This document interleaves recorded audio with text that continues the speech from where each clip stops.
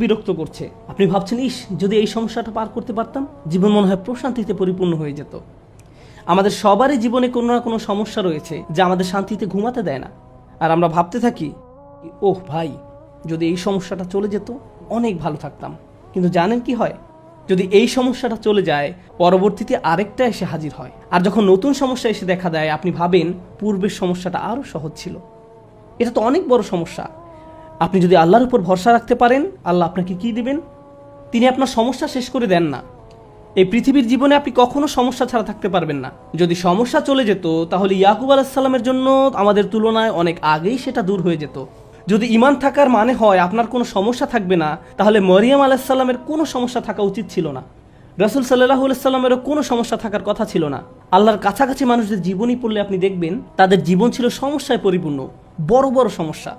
আর আপনি শুধু এই সমস্যাগুলোর কথাই পড়ছেন। আপনি পড়ছেন তারা কিভাবে একটা সমস্যা থেকে আরেকটা সমস্যা জীবন অতিবাহিত করে গেছেন। আল্লাহর একজন মহান রসুল ছিলেন ইউসুফ আলাইহিস সালাম। তার জীবনের দিকে তাকালে দেখবেন ছোটবেলা থেকেই তিনি সমস্যায় আক্রান্ত ছিলেন। তাহলে আমি এই প্রশ্নটি বারবার করছি, আল্লাহ তাহলে আপনাকে কি দিচ্ছেন? আপনার জীবনের অতি ভয়াবহ সমস্যার সময় যখন আল্লাহর উপর পূর্ণ বিশ্বাস রাখেন, এর বিনিময়ে আল্লাহর কাছ থেকে কি পাবেন? যখন মানুষ আপনাকে বলতে থাকে আল্লাহ তোমাকে অপছন্দ করেন, তাই তোমার জীবনে এসব ঘটছে, বিপরীতে আপনিও ভাবতে শুরু করে দেন আল্লাহ মনে হয় আমাকে শাস্তি দিচ্ছেন, তাই আমার জীবনে এসব বিপদ আপদ ঘটছে। সেই মুহূর্তে যদি আপনি আল্লাহ সম্পর্কে সুধারণা পোষণ করতে পারেন, আল্লাহর প্রতি ভালোবাসা, নির্ভরতা এবং বন্ধন বজায় রাখতে পারেন যে না, আল্লাহ আপনাকে কখনো ছেড়ে যাবেন না, এর বিনিময়ে তিনি আপনাকে কি দেবেন? তিনি সে লোকের হৃদয়কে পথ দেখান।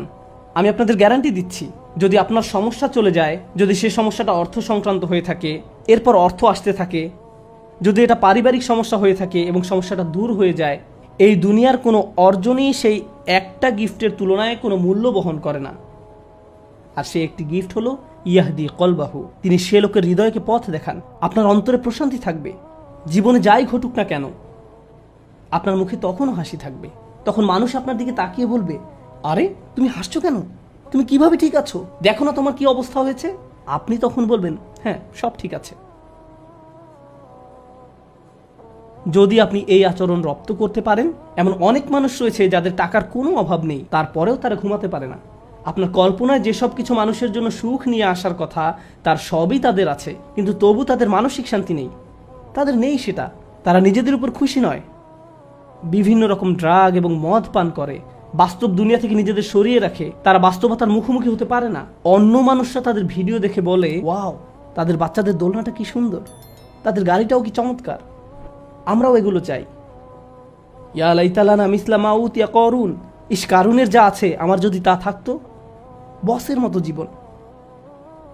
পক্ষান্তরে আপনি যদি আল্লাহর দিকে ফিরেন, তাহলে তিনি আপনাকে এমন কিছু দান করবেন যা কোনো টাকার অঙ্কে কেনা সম্ভব নয়। খ্যাতি বা জনপ্রিয়তা যা আপনাকে দিতে পারবে না। আর তা হলো ইয়াহদি কলবাহু। তিনি আপনার হৃদয়কে পথ দেখাবেন। এটাই ঈমানের সর্বশ্রেষ্ঠ পুরস্কার। এটাই হলো বিপদে পড়ার সর্বশ্রেষ্ঠ পুরস্কার। এখন আলোচনার উপসংহারে এসে বলতে চাই, মানুষ অনেক সময় বিভিন্ন সমস্যায় আটকে পড়ে। আপনি আটকে পড়েছেন, আমি আটকে পড়েছি। কখনো কখনো আমরা এখান থেকে মুক্তির কোনো উপায় দেখি না। ওই পরিস্থিতিগুলো হলো আমাদের আল্লাহর পক্ষ থেকে সর্বশ্রেষ্ঠ উপহার দেওয়ার একটা উপায়। ওই পরিস্থিতিগুলোতেই তিনি আমাদের অন্তরগুলোকে পথ প্রদর্শন করেন। আমরা যদি কেবল সেই পরিস্থিতিগুলো ব্যবহার করে আল্লাহকে পেতে পারি, আল্লাহর সাথে কথা বলতে পারি, এর জন্য আপনাকে আরবি জানতে হবে না, এর জন্য আপনাকে অনেক বেশি কোরআনও জানতে হবে না। জাস্ট আল্লাহর দিকে প্রত্যাবর্তন করুন আর বলুন, ইয়া আল্লাহ, আপনি তো সর্বশ্রেষ্ঠ পরিকল্পনাকারী। ইয়া আল্লাহ, আপনার মতো কেউ আমাকে ভালোবাসে না, কেউ আমার প্রতি আপনার মতো যত্নবান নয়। এটা কখনোই সম্ভব নয় যে আপনি আন্তরিকতার সাথে আল্লাহর নিকট হেদায়েত কামনা করবেন আর তিনি আপনাকে ফিরিয়ে দেবেন। আপনি যদি আল্লাহর কাছে একটা গাড়ি চান, তিনি হয়তো আপনাকে তা নাও দিতে পারেন। একটা বাড়ি চান, তিনি হয়তো আপনাকে তা নাও দিতে পারেন। আপনি যদি তার নিকট আপনার রোগ ভালো করে দেওয়ার জন্য দোয়া করেন, হয়তো তিনি ভালো করবেন অথবা ভালো করবেন না। কিন্তু একটি বিষয়ে নিশ্চিত তিনি আপনাকে দিবেন, যদি আপনি আন্তরিকতার সাথে প্রার্থনা করেন, আর তা হলো হেদায়েত। তার সন্তুষ্টিপ্রাপ্ত বান্দাদের দলে চলার পথ, গাইডেন্স, তিনি আপনাকে এটা দেবেন।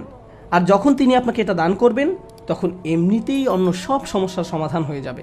আল্লাহ তাআলা আমাদেরকে সেসব মানুষদের অন্তর্ভুক্ত করুন যারা সত্যিকার অর্থে তার নিকট হেদায়েত চায়, আর আমাদের জীবনের সকল সমস্যাগুলোকে তার কাছাকাছি হওয়ার মাধ্যমে পরিণত করুন, যেন তার নিকট থেকে আমরা হেদায়েত পেতে পারি।